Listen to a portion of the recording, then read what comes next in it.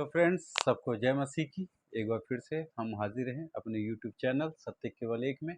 और आज का जो टॉपिक है, भाई ने सवाल किया है और बहुत ही अच्छा सवाल है। तो ज़्यादा लेट ना करते हुए चलते हैं अपने सवाल की ओर। पहले सवाल देखते हैं कि क्या है। हेलो फ्रेंड्स, भाई ने सवाल किया है, मैं स्क्रीनशॉट भी डाल दूंगा। कहता है 5:6 5:46 का मतलब है कि जॉन का गॉस्पल में लिखा वचन जिससे बोल रहा है, ठीक इसका अर्थ ये हुआ कि पुराने नियम में मूसा ने जीसस के बारे में लिखा है या जीसस के बारे में भविष्यवाणियाँ किया है। ठीक है, और यही बात जीसस जॉन यूहन्ना 5:46 में बोल रहा है। अब प्रश्न ये है कि लिखा हुआ भविष्यवाणियाँ पुराने नियम में है कहाँ? जो जवाब होगा, पुराने नियम में यीशु मसीह का जिक्र है कहाँ? ये बोलते हैं कि अगर आपके पास जवाब होगा तभी तो आप दोगे, अगर जवाब ही नहीं होगा तो आप दोगे कहाँ? क्योंकि पुराने नियम में यीशु मसीह के लिए लिखा हुआ ही नहीं है। भाई का थोड़ा लिखने में हिंदी मिस्टेक है, लेकिन जहाँ तक मैं समझ पा रहा हूँ वही लिखने है। कहता है इसका मतलब ये हुआ कि जीसस झूठ बोल रहा है। जो झूठ बोलता हो सच्चा हो ही नहीं सकता। तो इनका अर्थ ये हुआ कि जीसस 100% झूठा साबित हुआ, प्रमाणित हो गया है। क्योंकि कोई फास्टर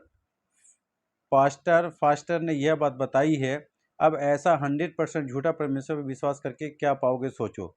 जो विश्वास दिखा रहे थे वो विश्वास तो गलत साबित हुआ। इसका मतलब ये हुआ कि विश्वास करने से अच्छा है कि प्रश्न करें। लेकिन क्रिश्चियनिटी में तो प्रश्न करना मना है। गॉड ने अच्छे बुरे जो कहा, आंखें मूंद कर विश्वास कर लिया, तो क्या गॉड की निंदा माना जाएगा? उसकी सजा होगी, इसके धरती से मिटा दिया जाएगा। अब मैं स्क्रीनशॉट डाल दूंगा और आप पढ़ लेना। देखिए, भाई ने अपने मन से ही निर्णय निकाल लिया कि बाइबल में जो है सवाल जवाब करना मना है। आप सवाल जवाब नहीं कर सकते, बाइबल में पूछ नहीं सकते, और कोई भी फास्टर जो है अभी तक कोई सवाल का जवाब नहीं दे पाया है। तो भाई जी, आप जो भी हैं, मैं आपका तहे दिल से शुक्रिया अदा करता हूँ कि चलो आपने कम से कम ये पूछने की जहमत तो उठाई।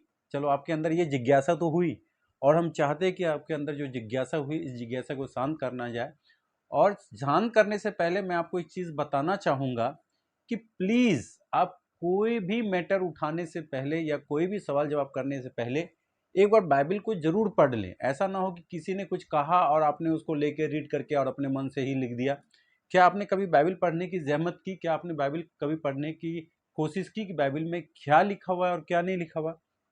मैं ज़्यादा ना बोलते हुए आइए चलते हैं हम अपनी बाइबल की ओर, और हम आज आपको पुराने नियम में ही साबित करेंगे कि यीशु मसीह का जिक्र है या नहीं है। तो आइए हम अपना सफ़र चालू करते हैं। इस बीच में अगर कोई त्रुटि होती है तो प्लीज़ हमें माफ़ करें, और मेरे पास्टर साहबानों से जो बाइबल के ज्ञाते हैं, मैं आपसे विशेष अनुग्रह करूंगा कि प्लीज़ आप कमेंट बॉक्स में, अगर आपको मैं जो नॉलेज दे रहा हूँ उससे बढ़कर अगर आपको परमेश्वर ने नॉलेज दी है तो प्लीज़ आप कमेंट बॉक्स में कमेंट करें, बाइबल से आयत दें, ताकि भाई को पता चल सके कि क्या सत्य है और क्या नहीं। तो आइए हम सबसे पहले उल्टाते हैं यशायाह की पुस्तक, उसका 7 अध्याय और उसका 14 वचन। यशायाह की पुस्तक 7 अध्याय और उसका 14 वचन में कुछ इस प्रकार लिखा हुआ है। इस कारण प्रभु आप ही तुमको एक चिन्ह देगा। सुनो, एक कुंवारी गर्भवती होगी और पुत्र जनेगी और उसका नाम इम्मानुएल रखेगी। कहता है यशायाह भविष्यवक्ता की पुस्तक में लिखा हुआ है कि सुनो, प्रभु तुमको एक चिन्ह देगा। एक कुंवारी गर्भवती से एक बच्चा होगा और उसका नाम तो इम्मानुएल रखना। इम्मानुएल रखना। इम्मानुएल का अर्थ होता है परमेश्वर के साथ, है ना। इम्मानुएल का क्या होता है? परमेश्वर के साथ। आप किसी भी वर्ड को आप समझने की कोशिश करें, परमेश्वर के साथ। आगे जब हम यहाँ पढ़ते हैं और आगे हम चलते हैं, यशायाह भविष्यवक्ता उसका 61 का 1 जब हम पढ़ते हैं, 61 का 1 में 61 में का 1 में जब हम पढ़ते हैं, वहां पे लिखा हुआ है, प्रभु यहोवा का आत्मा मुझ पर है, क्योंकि यहोवा ने सुसमाचार सुनाने के लिए मेरा अभिषेक किया और मुझे इसलिए भेजा कि खेदित मन के लोगों को शांति दूंगा। शांति दूं कि बंदियों के लिए स्वतंत्रता और कैदियों के लिए छुटकारे का प्रचार। देखिए यहाँ पे क्या लिखा हुआ है कि प्रभु यहोवा का आत्मा मुझ पर है। जब आपने देखा होगा, जब भाई साहब जब आप नए नियम को पढ़ेंगे, वहां पे परमेश्वर के लिए, यीशु मसीह के लिए तो है ही वहां लिखा हुआ है कि परमेश्वर ने, यीशु मसीह ने बपतिस्मा लेके जैसे ऊपर आया तो उनके ऊपर क्या हुआ, कबूतर की मानी पवित्र आत्मा उतरी और वहां से ये भविष्यवाणी हुई कि ये मेरा प्यारा पुत्र है, तुम इसकी सुनो, इससे मैं प्रसन्न हूं। आप बाइबल एक बार पढ़ो तो यहाँ पे वही लिखा हुआ है कि प्रभु यहोवा का आत्मा मुझ पर है, क्योंकि यहोवा ने सुसमाचार सुनाने के लिए मेरा अभिषेक किया। यीशु मसीह को किस लिए भेजा? यीशु मसीह को सुसमाचार सुनाने के लिए भेजा। यीशु मसीह को आपने कहीं देखा लड़ते हुए? कहीं तलवार लेकर वो लड़ने चला गया हो, या किसी को थप्पड़ मार दिया हो, या किसी को गाली दे दिया हो? तो यहाँ यशाया भविष्यवक्ता, यशाया की पुस्तक जो पुराने नियम में, वहां ये लिखा हुआ है कि एक समय आएगा, है ना, कि अभिषेक किया जाएगा, उसको अभिषेक किया जाएगा। और वो किसके लिए होगा? खेदित मान वालों के लिए। बाइबल क्या कहती है? पुराने, जब आप नए नियम में पढ़ेंगे वहां पे लिखा हुआ है, यीशु मसीह ने कहा, हे बोझ से दबे लोगों, तुम मेरे पास आओ, क्योंकि तुम मेरे पास आओ, मैं तुम्हें विश्राम दूंगा। यहाँ पे है, इसलिए भेजा कि खेदित मन के लोगों को शांति दूं, कि बंदियों के लिए स्वतंत्रता और कैदियों के लिए छुटकारे का प्रचार करूं। कैदियों के लिए, जो पाप में बंधे हुए हैं, उनके लिए छुटकारे का प्रचार करूं कि आप अपने गलतियों को, जो आपने पाप किया है, उनको छोड़ दें, उनको मान लें। आगे और मैं इसलिए जल्दी जल्दी बता रहा हूं क्योंकि समय ज़्यादा लंबा ना हो जाए, क्योंकि आजकल लोग वीडियो ज़्यादा लंबा देखना पसंद नहीं करते। आगे जब हम पढ़ते हैं, आइए हम पढ़ेंगे 50, यशाया 53, बहुत ही अच्छी चीज़ लिखा हुआ है। यशाया 53 के लिखा हुआ है, जब हम इसको पूरा पढ़ते हैं हम सुन लेंगे कि जो समाचार हमें दिया गया उसका किसने विश्वास किया, और यहोवा का भुजबल किस पर प्रकट हुआ, क्योंकि वह उसके सामने अंकुर के समान है और ऐसी जड़ के समान उगा जो निर्जल भूमि में फूट निकले, और उसकी ना तो कुछ सुंदरता थी, हमने उसको देखते और उनका रूप ही हमें ऐसा दिखाई पड़ता है कि हम उसको चाहते हैं। वह तुच्छ जाना जाता और मनुष्यों का त्यागा हुआ था, वह दुखी पुरुष था, रोग से उसकी जान पहचान थी और लोग उससे मुख फेर लेते थे। वह तुच्छ जाना गया और हमने उसका मूल्य ना जाना। जब यीशु मसीह को स्लीप पर चलाया गया था, यहाँ पे जो कहानी दिखा रही है वो स्लीप की कहानी है कि लोगों ने उसे तुच्छ जाना है, लोगों ने उसे बेकार जाना। आप जब उसको लोगों ने कोड़े मारे, थूके गए, कांटों का ताज पहनाया गया, यहाँ पे पूरा यीशु मसीह का ही विवरण है। आप कैसे कह सकते हैं कि पुराने नियम में यीशु मसीह नहीं है? कहता है वह तुच्छ जाना गया और उसका मूल्य किसी ने ना जाना। उसका मूल्य, यीशु मसीह कौन था, उसका मूल्य उस समय किसी ने नहीं जाना, लेकिन आज पूरी दुनिया जान रही है। तभी तो आज मैं प्रचार करने के लिए बैठा हूं, तभी तो इसने पास्टर इतने कलीसिया आज प्रचार करने के लिए बैठी हुई है यीशु मसीह को जानने के लिए। आगे लिखता है कि उसने हमारे रोगों को सह लिया। क्या कहता है? यीशु मसीह कहता है कि मैंने तुम्हें अपना खून देके, मोल देके तुम्हें खरीदा है ना, मैं तुम्हें अपना खून दिया है और मैंने तुम्हें खरीदा है। कहता है सह लिया और हमारे ही दुखों को उठा लिया, तो भी हमने उसे परमेश्वर का मारा कूटा और दुर्दशा में पड़ा हुआ समझा, है ना, परंतु वह हमारे ही अपराधों के कारण घायल किया गया। कहता है, यशायाह भविष्यवक्ता कह रहा है यहाँ पे पुराने नियम में कि वह हमारे ही कारण मारा गया, वह हमारे कारण ही घायल किया गया, वह हमारे अपराधों के कारण घायल किया गया, वह हमारे अधर्म के कर्मों के कारण कुचला गया, हमारी ही शांति के लिए उस पर ताड़ना पड़ी कि उसके कोड़े खाने से हम लोग चंगे हो जाए। किसके कोड़े खाने से? उसके कोड़े खाने से हम चंगे हो जाए। कोड़ा कौन खा रहा है? यीशु मसीह खा रहा है। थूका किस पे जा रहा है? यीशु मसीह पे जा रहा है। कांटों का ताज किसको पहनाया जा रहा है? यीशु मसीह को पहनाया जा रहा है। लोग बोल रहे हैं बरअब्बा डाकू को छोड़ दो, लेकिन यीशु मसीह को स्लीब पे चढ़ा दो। और इससे बड़ा प्रमाण भाई जी आप क्या मांगते हैं बाइबल से? आगे लिखता है, हम तो सब के सब भेड़ों के समान भटक गए थे।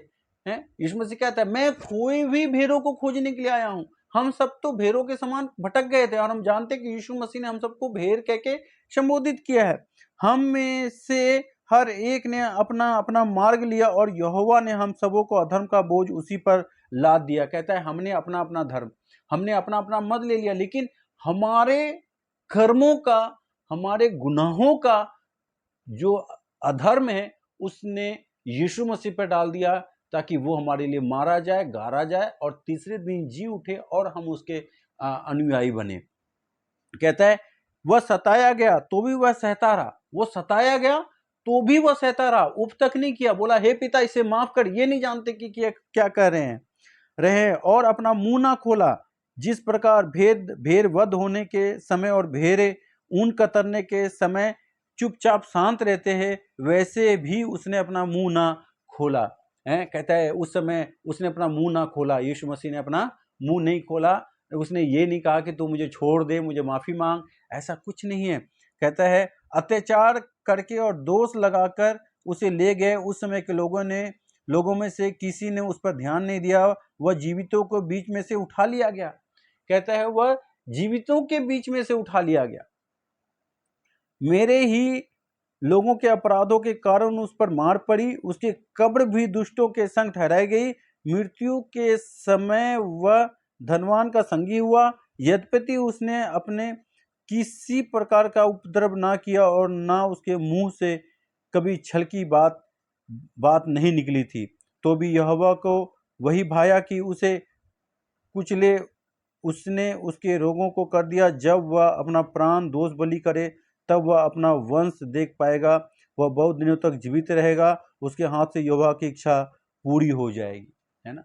उसके कारण यहोवा की इच्छा पूरी हो जाएगी, यीशु मसीह के बलिदान के कारण जो यहोवा की युक्ति थी, जो परमेश्वर की युक्ति थी, वो पूरी हो जाए। और मैं इसका सवाल, जब आपने जो दूसरा सवाल जो जवाब किया है, आपने 2 सवाल पूछे हैं, उस सवाल में मैं आपको ये उसका उत्तर दे दूंगा कि क्यों परमेश्वर ने यीशु मसीह को भेजा और क्या परमेश्वर को 7वें दिन विश्राम करने की जरूरत है, और क्या अभी तक वो विश्राम कर रहा है। इसका जवाब मैं आपको नेक्स्ट सवाल के जवाब में दूंगा, क्योंकि आज मैं आपका पहला सवाल का जवाब दे रहा हूं, आपने 2 सवाल किया है, उनका जवाब मैं दूंगा दूसरे में।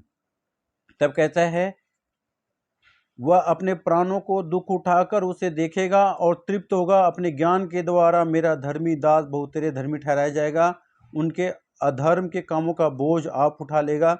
इस कारण मैं उसे महान लोगों के संग भाग दूंगा और वह समर्थियों के संग लूट बांट लेगा, क्योंकि उसने अपना प्राण मृत्यु के लिए उड़ेल दिया है। वह अपराधियों के संग गिना गया तो भी उसने बहुतों के पाप का बोझ उठा लिया और अपराधियों के लिए विनती करता रहा। वो अपना बोझ उठा लिया और अपराधों के लिए विनती करता है। उसने क्या कहा, बोला पिता इसे माफ कर, ये नहीं जानते कि ये क्या कर रहे। ये है हमारा यीशु मसीह। आशा करते हैं आपके सवालों का जवाब मिल गया होगा। मैं ज़्यादा आयतें मैंने इसलिए कोट नहीं की क्योंकि लंबा हो जाएगा वीडियो और ज़्यादा लंबा लोग देखना पसंद नहीं करते। फिर भी अगर आपका कोई सवाल जवाब है तो बिल्कुल आप कमेंट करें, हम आपके सवाल जवाब आपको देने के लिए बैठे हुए हैं। आप तनिक भी संकोच ना करें। अगर मेरे कहे गए कहीं भी त्रुटि होती है तो अपने छोटे भाई समझ के हमें माफ़ करें और हमारे चैनल को लाइक करें, सब्सक्राइब करें और आगे बढ़ाएं, ताकि हम आपके और सवालों का जवाब लेके आ सके। जब आप सवाल जवाब करते हैं तो हमें भी उत्साह होता है कि हम आपके सवाल को जवाब दें। और तब तक के लिए सबको जय मसीह, धन्यवाद।